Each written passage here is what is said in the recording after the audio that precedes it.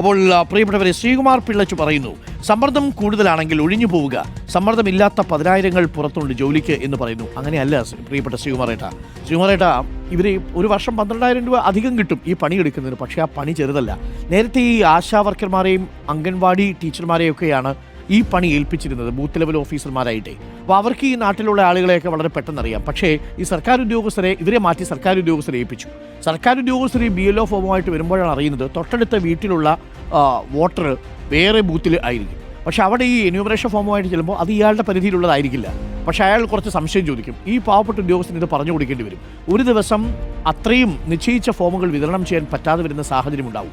ഒരു മാസം കൊണ്ട് തീർക്കേണ്ട പണി 1-2 ആഴ്ച കൊണ്ട് തീർക്കേണ്ടി വരുന്നു എന്നുള്ളതാണ് ഇതിലെ വലിയ സമ്മർദ്ദം. ഒരുപാട് സമയമെടുക്കും. പ്രശ്നം എന്തെന്ന് വെച്ച് കഴിഞ്ഞാൽ ഈ വോട്ടർമാരൊക്കെ പുറത്തായി കഴിഞ്ഞാൽ ഈ പഴി കേൾക്കേണ്ടി വരുന്നത് ഈ ബൂത്ത് ലെവൽ ഓഫീസർക്കായിരിക്കും. നമ്മളൊക്കെ തന്നെ പറയുമല്ലോ, 28 നമ്പർ ബൂത്ത് ലെവൽ ഓഫീസറായിരുന്ന അനീഷിൻ്റെ